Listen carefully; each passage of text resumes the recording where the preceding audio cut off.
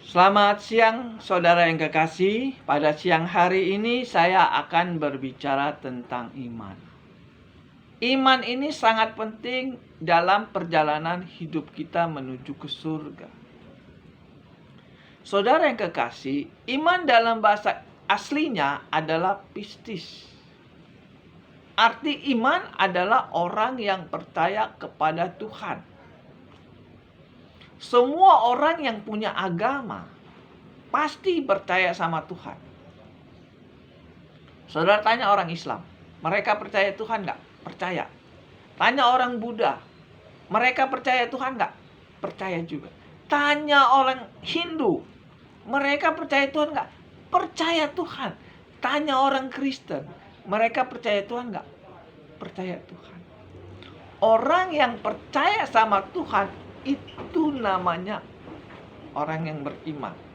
Jadi orang Islam beriman nggak? Beriman. Orang Buddha beriman nggak? Beriman. Orang Kristen beriman nggak? Beriman. Jadi iman itu adalah orang yang percaya kepada Tuhan. Saya sebagai orang Kristen, saya akan mengupas imannya orang Kristen. Iman orang Islam sama iman orang Kristen itu beda. Iman orang Islam sama iman orang Buddha itu berbeda. Ya, karena saya orang Kristen, saya ingin mengupas imannya orang Kristen. Saudara boleh mendengar yang di luar Tuhan, yang di luar Kristen boleh mendengar imannya orang Kristen itu bagaimana? Saudara baca di dalam Efesus. Saya bacakan di dalam Efesus 2 ayat yang ke-8. Sebab karena kasih karunia kamu diselamatkan oleh iman, itu bukan hasil usahamu, tetapi pemberian Allah. Sebab kamu diselamatkan oleh iman, itu bukan hasil usahamu, tapi pemberiannya Allah. Jadi iman itu penting bagi orang Kristen. Karena iman itu yang menyelamatkan orang Kristen. Efesus 2 ayat 8. Sebab karena kasih karunia kamu diselamatkan oleh iman. Jadi orang Kristen itu diselamatkan oleh iman. Bukan hasil usaha manusia, tapi pemberiannya Allah. Jadi sangat penting iman bagi orang Kristen. Karena iman itulah yang akan menyelamatkan orang Kristen. Efesus 2 ayat yang ke-8. Bagaimana caranya kita bisa mendapatkan iman? Bagaimana caranya orang Kristen itu bisa mendapatkan iman? Kita baca di dalam Roma 10 ayat yang ke-17. Inilah caranya orang Kristen bisa mendapatkan iman. Sehingga iman itu yang bisa menyelamatkan dia. Di Roma 10 ayat 17 saya bacakan. Jadi iman timbul dari mendengar dan pendengaran oleh firman Kristus. Jadi iman itu orang Kristen mendapat iman dari mendengar firman Kristus. Jadi kalau orang Kristen nggak pernah mendengar firman Kristus, dia nggak punya iman. Jelas di sini. Iman timbul dari mendengar firman Kristus. Jadi orang Kristen bisa punya iman karena mendengar firman Kristus. Atau perkataan Tuhan yang kita dengar. Itu menghasilkan iman. Kita baca lagi di dalam Ibrani pertama. Ya. Ibrani pertama ayat pertama. Setelah pada zaman dahulu Allah berulang kali dalam berbagai cara berbicara kepada nenek moyang kita dengan perantara nabi-nabi. Maka pada zaman akhir ini Ia telah berbicara kepada kita dengan perantara anaknya yang telah ia tetapkan sebagai yang berhak menerima segala yang ada. Oleh Dia Allah telah menjadikan alam semesta. Di sini Tuhan mengatakan pada zaman dulu Tuhan berbicara melalui nabi-nabi. Setelah nabi-nabi sudah mati, maka Tuhan berbicara melalui Yesus. Jadi firman Tuhan yang Tuhan Yesus katakan, yang Tuhan sampaikan, itu mengandung iman. Jadi iman itu hasil dari kita mendengar suara Tuhan. Suara Tuhan ada di dalam Alkitab. Di sini dikatakan, pada zaman dulu Tuhan berbicara melalui nabi. Sekarang akhir zaman ini Tuhan berbicara melalui Yesus. Perkataan Yesus yang kita dengar itu mengandung iman. Dan iman itulah yang bisa menyelamatkan kita. Jadi kalau kita nggak mendengar suara Tuhan, kita nggak ngerti firman Tuhan, kita nggak punya iman. Jadi saudara yang kekasih, kalau saudara ingin punya iman, imannya orang Kristen, saudara harus mendengar, kasar ngomongnya khotbah lah. Orang yang mendengar khotbah Kristen itu akan menghasilkan iman. Iman timbul dari mendengar firman Kristus. Apa yang saya sampaikan ini firman Kristus. Pada zaman dulu apakah ada iman? Ada. Karena apa? Zaman dulu pun ada iman. Karena suara Tuhan, di situ dikatakan zaman perjanjian lama, Tuhan berbicara melalui nabi-nabi. Berarti iman itu melalui nabi. Zaman Yesus, iman itu melalui Yesus. Makanya banyak orang Kristen mengagungkan Yesus karena di dalam perkataan Yesus itu mengandung iman. Inilah asal-usul orang Kristen punya iman. Karena dia mendengar ajaran Tuhan Yesus. Orang yang mendengar ajaran Tuhan Yesus itu akan menghasilkan iman. Dan iman itulah yang akan menyelamatkan orang Kristen. Ini asal-usul kenapa orang Kristen memiliki iman. Karena dia mendengar ajaran Tuhan Yesus. Jadi orang yang gak pernah mendengar ajaran Tuhan Yesus, dia gak punya imannya orang Kristen. Mungkin dia punya imannya orang Islam, orang Buddha. Jadi iman orang Buddha sama iman orang Kristen itu beda. Iman orang Kristen sama iman orang Islam itu beda. Iman orang Kristen datangnya dari mendengar ajaran Tuhan. Roma 10 ayat 17. Iman timbul dari mendengar firman Kristus. Orang Kristen punya iman karena dia mendengar ajaran Tuhan Yesus. Lalu mulai terbuka, saudara. Ternyata iman itu adalah perkataan Tuhan Yesus yang kita tahu.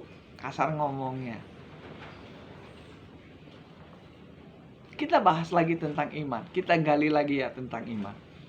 Saudara menjadi orang Kristen kalau nggak tahu tentang iman, bahaya. Bahaya. Nah, di dalam iman itu mengandung perkataan Tuhan Yesus. Zaman sekarang, kalau zaman dulu Tuhan berbicara melalui nabi-nabi. Sebelum nabi-nabi ada, Tuhan langsung berbicara kepada manusia. Perkataan yang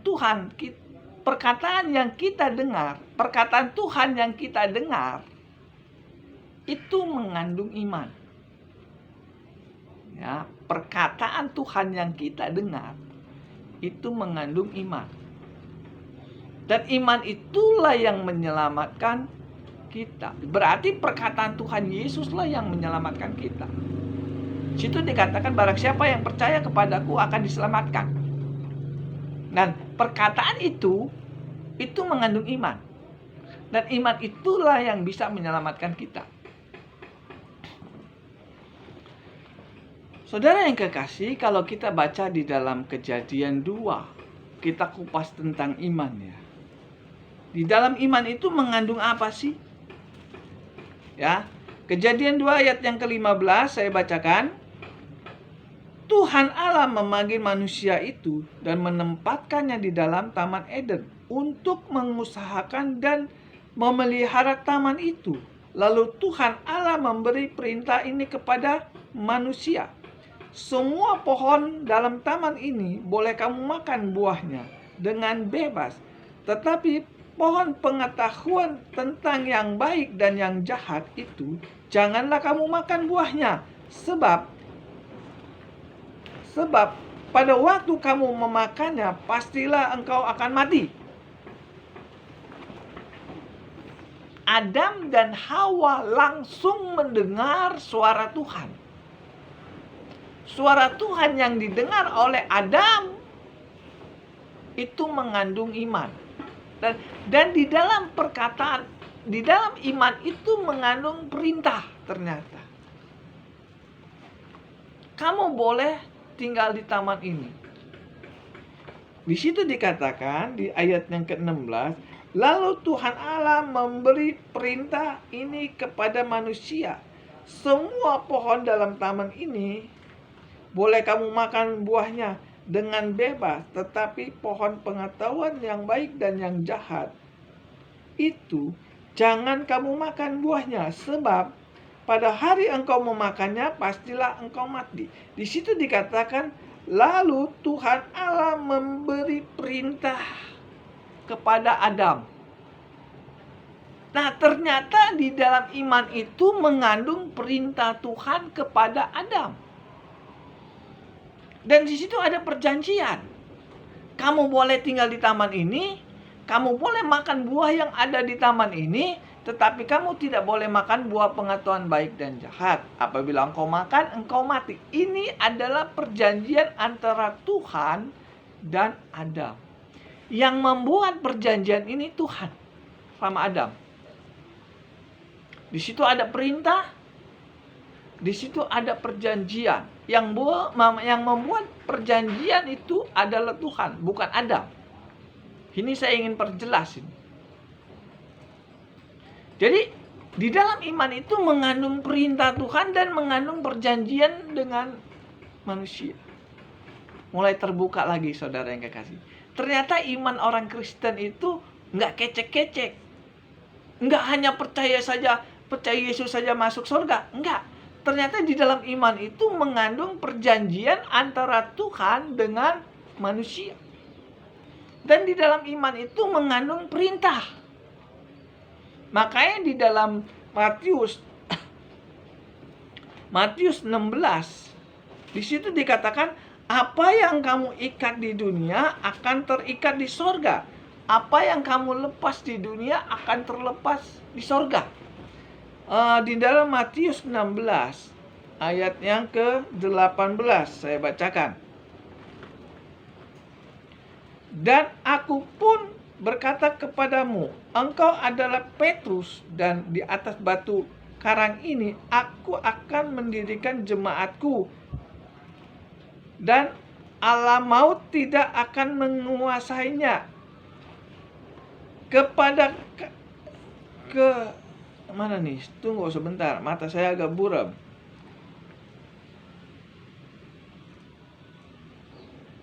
Kepada kamu akan kuberikan kunci kerajaan surga.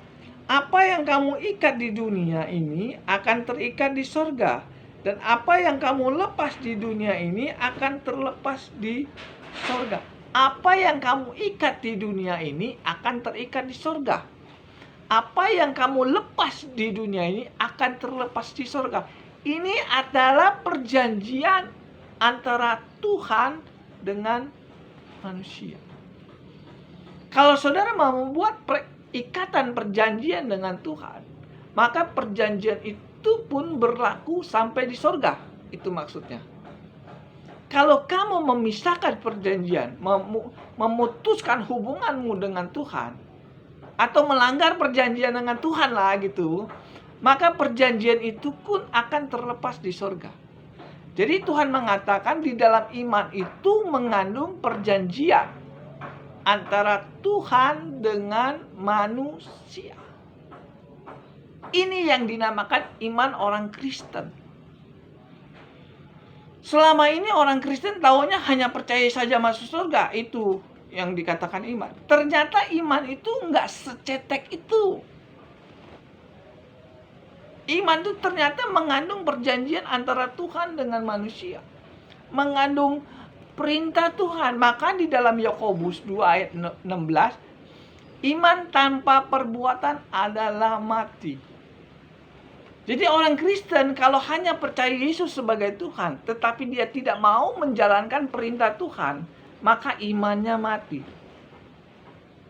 Jadi iman itu nggak sembarangan Tuhan beri. Kalau saudara diberikan iman, maka saudara ada tanggung jawab, yaitu mengikuti perintah Tuhan. Jadi orang Kristen yang punya iman, dia ada perjanjian dengan Tuhan. Itu yang dinamakan iman. Sehingga apa? Pada waktu saudara mati, maka Tuhan tanya, apakah kamu sudah ada perjanjian dengan aku di dunia ini?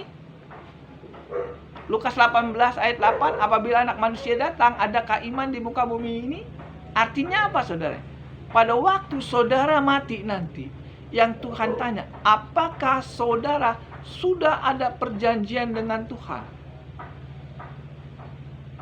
Apa perjanjian saudara sama Tuhan?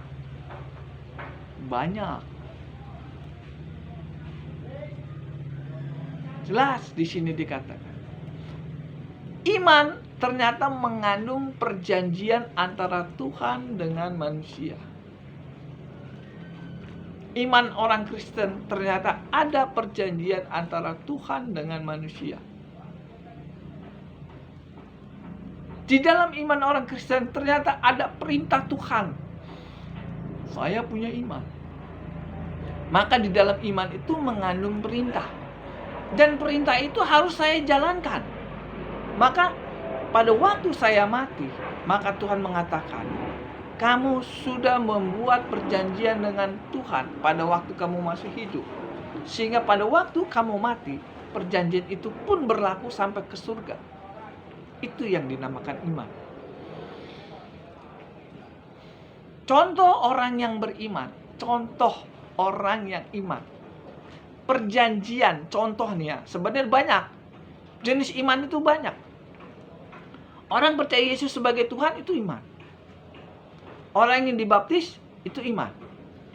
Semua perintah yang ada di Alkitab itu, semua perintah yang ada di Alkitab ini, itu mengandung iman. Dan iman inilah yang akan menyelamatkan saudara. Ya, di dalam Alkitab kan banyak perintah Tuhan kepada manusia, toh. Tuhan mengatakan, apa yang sudah aku satukan tidak boleh diceraikan oleh manusia. Itu kan perintah Tuhan. Matius 19 ayat 6. Apa yang sudah aku satukan tidak boleh diceraikan oleh manusia. Tentang pernikahan. Nah, perjanjian antara Tuhan dengan kita yang menikah, itu yang dinamakan iman. Kalau kita menjalankan itu, tidak melanggar, tidak bercerai, maka perjanjian itu berlaku sampai kita mati. Tetapi kalau kita melanggar perjanjian dalam perceraian, pernikahan, kita menikah, kita cerai gitu ya, maka iman yang ada yang pada kita itu gugur. Pada waktu saudara menikah, saudara buat perjanjiannya sama siapa? Bukan sama pendeta. Pada waktu saudara menikah, saudara buat perjanjian dengan Tuhan. Apa perjanjiannya? Tidak boleh bercerai. Nah, perjanjian saudara dengan Tuhan itu yang dinamakan imannya orang Kristen. Kalau saudara menjalankan perintah perintah Tuhan nggak cerai sampai mati, maka pada waktu saudara mati, perjanjian itu berlaku sampai di surga. Ini salah satu contoh iman. Maka di dalam 2 Korintus 10 ayat 15 di situ dikatakan, hendaklah imanmu semakin bertambah. Semakin kita dikatakan, kalau kita menjadi orang Kristen itu, semakin lama kita menjadi orang Kristen, semakin banyak perjanjian yang Tuhan berikan kepada kita. Saya sudah 30 berapa tahun ya? Saya dibaptis tahun 88. Jadi saya sudah jadi orang Kristen itu 33 tahun. Selama umur saya 33 tahun, maka banyak perjanjian yang Tuhan berikan kepada saya. Pada waktu saya belum menikah, saya nggak ada perjanjian tentang pernikahan. Setelah saya menikah, maka perjanjian itu melekat kepada saya. Ini yang dinamakan iman. Di dalam iman itu mengandung perjanjian antara Tuhan dengan kita. Perjanjian pertama kali yang Tuhan berikan kepada orang Kristen, barang siapa yang percaya dan dibaptis, ia akan diselamatkan. Ini iman juga. Pertama kali iman yang Tuhan berikan kepada kita, atau pertama kali perjanjian antara Tuhan dengan kita, pada waktu kita percaya Yesus dan dibaptis. Itu mengandung iman. Iman pertama kali yang Tuhan berikan kepada kita yaitu percaya Yesus dan dibaptis. Dapat iman. Setelah kita dapat iman, kalau hari itu kita mati, kita masuk surga. Tetapi pada waktu kita belum mati, maka perjanjian itu ditambah. Tuhan mengatakan, kalau kamu sudah percaya Yesus dan dibaptis, maka Tuhan kasih lagi perjanjiannya. 1 Tesalonika 4 ayat yang ke-7. Saya bacakan. Ya. 1 Tesalonika 4 ayat yang ke-7. Allah memanggil kita bukan untuk melakukan apa yang cemar, tetapi apa yang kudus. Pada waktu saudara percaya Yesus sebagai Tuhan, maka saudara sudah ada perjanjian dengan Tuhan. Kalau saudara hari itu mati, maka saudara akan masuk surga. Karena ada perjanjian itu. Barang siapa yang percaya akan masuk surga. Itu janji Tuhan. Tapi kalau saudara belum mati, maka Tuhan kasih lagi perjanjiannya sama Tuhan. Tuhan berikan lagi janjinya sama kita. Tuhan buat perjanjian lagi sama kita. Kamu dipanggil bukan untuk melakukan apa yang cemar, tapi apa yang kudus. Nah, itu bentuk iman. Jadi kalau kita sudah menjadi orang Kristen, kita dituntut, kita diberikan perintah untuk melakukan kekudusan. Kamu dipanggil bukan untuk melakukan apa yang cemar, tapi apa yang kudus. Ini yang dinamakan iman. Iman mengandung perjanjian antara Tuhan dan kita. Tuhan mengatakan, kamu harus hidup kudus kalau kamu sudah dipanggil menjadi anak Tuhan. Ini adalah perintah Tuhan. 1 Petrus 1 ayat yang ke-15. 1 Petrus 1 ayat yang ke-15. Tetapi hendaklah kamu menjadi kudus di dalam seluruh hidupmu. Sebab sama seperti Dia yang kudus, yang telah memanggil kamu. Sebab ada tertulis, kuduslah kamu sebab aku kudus. Tetapi hendaklah kamu menjadi kudus di dalam seluruh hidupmu, sama seperti Dia yang kudus, yang telah memanggil kamu. Sebab ada tertulis, kuduslah kamu sebab aku kudus. Hendaklah kamu kudus di dalam seluruh hidupmu. Jadi pikiran, mata, kuping, mulut, tangan, itu harus hidup kudus. Ini perintah Tuhan. Kalau tangannya tukang maling, dia gugur. Imannya gugur. Kalau mata keranjang, kalau laki, mata keranjang, dia gugur. Karena di sini dikatakan seluruh hidupmu hidup kudus. Mulutnya tukang bohong, dia sudah gugur imannya. Makanya jadi orang Kristen itu harus ngerti apa itu iman. Nggak bermodalkan percaya saja masuk surga. Enggak. Iman itu adalah perjanjian antara Tuhan dengan manusia. Di dalam iman itu mengandung perintah Tuhan. Itu yang dinamakan iman Tuhan. Iman orang Kristen. Jadi iman orang Kristen itu nggak hanya sekedar percaya saja masuk surga. Dia mengandung perintah Tuhan. Dia mengandung perjanjian dengan Tuhan. Kalau itu kita jalankan pada waktu kita mati, Tuhan katakan, kamu layak tinggal di surga. Karena kamu memegang perjanjian yang Tuhan sudah berikan kepada kita. Jadi untuk menjadi orang Kristen itu nggak gampang. Ada yang mengawasinya. Perjanjian firman Tuhan inilah yang mengawasi saudara. Apakah saudara layak masuk surga atau tidak? Kalau orang Kristen tidak diawasi dengan firman Tuhan, dia hidupnya liar. Saudara perhatikan orang Kristen yang tidak mau mengikuti perintah Tuhan. Orang Kristen yang tidak mau tahu tentang kebenaran firman Tuhan, hidupnya liar. Karena apa? Dia hanya mengandalkan percaya saja masuk surga. Apakah ada orang yang percaya saja masuk surga? Ada. Kalau dia langsung mati. Orang Kristen yang percaya Yesus sebagai Tuhan, kalau dia mati, langsung mati, dia masuk surga. Tetapi pada waktu dia percaya Yesus sebagai Tuhan, dia belum mati, maka dia harus mengikuti perintah Tuhan.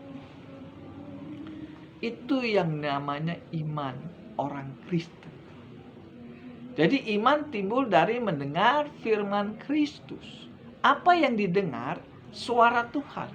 Apa yang yang saudara dengar dari suara Tuhan? Barang siapa yang percaya akan diselamatkan. Suara Tuhan. Setelah saudara diselamatkan, Tuhan mengatakan, kamu dipanggil bukan untuk melakukan apa yang cemar, tapi apa yang kudus. Jadi iman orang Kristen itu hidup, saudara yang kekasih. Kalau saudara baca di dalam Matius 17 ayat 20. Matius 17 ayat yang ke-20.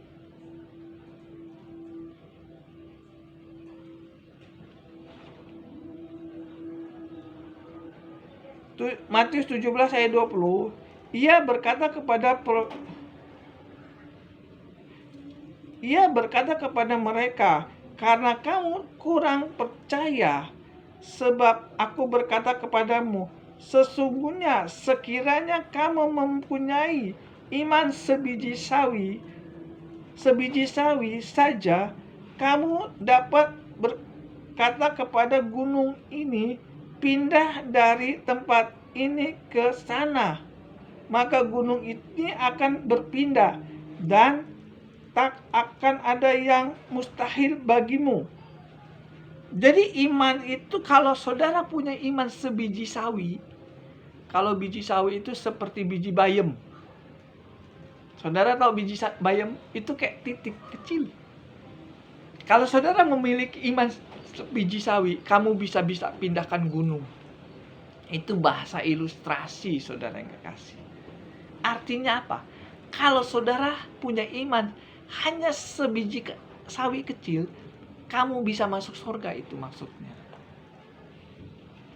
Biji sesawi itu adalah orang yang percaya Yesus sebagai Tuhan.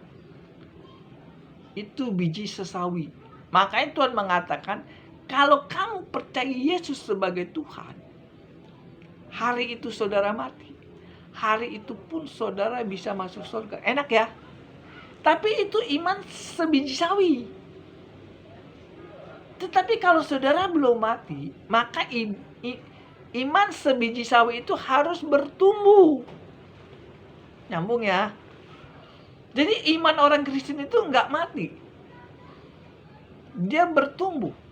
Maka di dalam pertumbuhan itu Tuhan berikan apa? Perintah.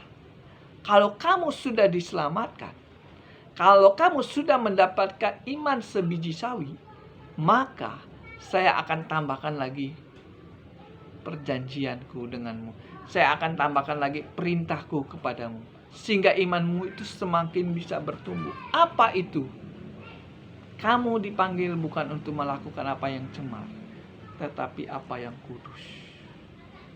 Ini yang dinamakan imannya orang Kristen. Jelas. Jadi iman orang Kristen itu adalah apa? Orang yang mendengar firman Kristus. Untuk mendapatkan imannya orang Kristen harus mendengar firman Tuhan. Roma 10 ayat 17. Iman timbul dari mendengar firman Kristus. Setelah saudara mendengar firman Tuhan, saudara menghasilkan iman. Dan di dalam iman itu mengandung perintah Tuhan. Dan di dalam iman itu mengandung perjanjiannya dengan Tuhan. Dan perjanjian Tuhan dengan manusia itu banyak. Pertama kali Tuhan membuat perjanjian sama Tuhan.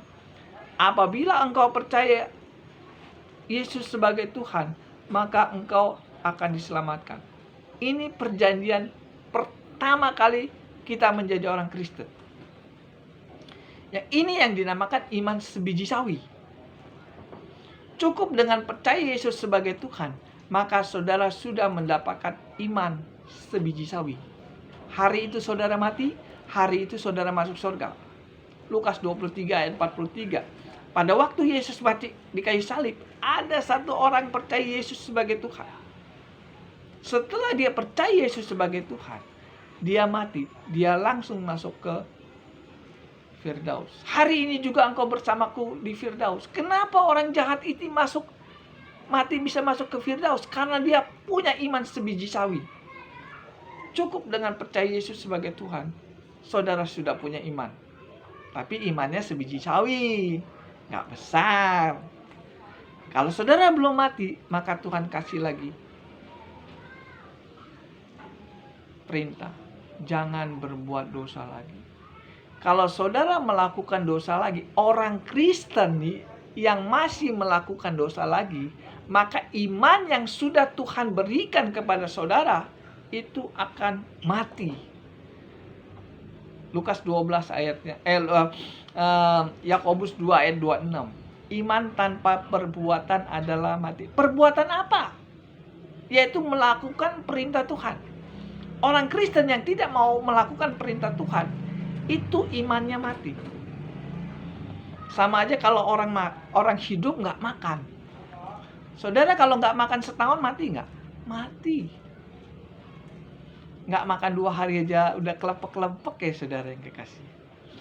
Apalagi nggak makan setahun, pasti mati. Makanya iman itu sangat penting bagi orang Kristen.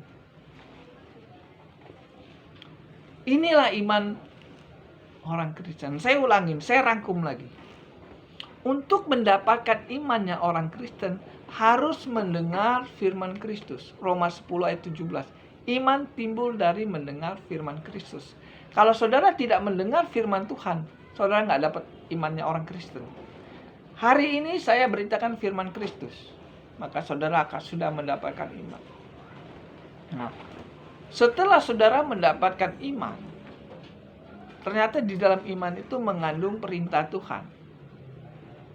Pada waktu saudara sudah percaya Yesus sebagai Tuhan, maka Tuhan berikan perintah kepada kita.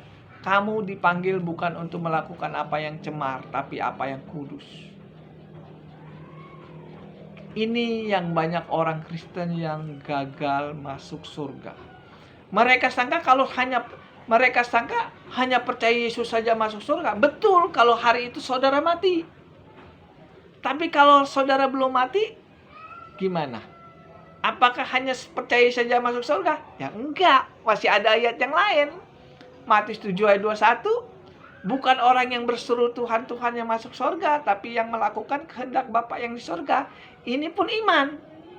Karena di dalam iman itu mengandung perintah Bapa yang di surga. Ini banyak orang Kristen nggak tahu masalah ini. Mereka hanya percaya Yesus saja masuk surga, tapi nggak mau ngikuti perintah Tuhan. Sehingga imannya mati. Setelah imannya mati mau masuk surga, ya nggak bisa. Jadi kalau saudara ingin mengerti tentang kebenaran, saudara harus mencari firman Tuhan yang benar. Apa yang saya khotbahkan ini yang mengandung iman. Kalau saudara sudah mengerti masalah ini, maka saudara pasti punya iman. Kalau saudara kurang mengerti tentang iman, saudara hubungin saya lagi. Nanti saya akan kupas lagi. Karena ini waktu. Udah ada yang dengar ya suara yang nih, suara ini ya. Maka saya tutup. Kita berdoa. Tuhan, terima kasih atas firman-Mu yang Kau berikan kepada kami tentang iman orang Kristen yang benar. Kami ingin mati masuk surga, Tuhan Yesus. Berikan kami tentang pengertian firman-Mu secara mendalam, supaya kami punya iman. Kiranya YouTube ini menjadi berkat bagi orang banyak, dan jadi berkat kepada saya yang memberitakannya. Di dalam nama Tuhan Yesus, haleluya, amin.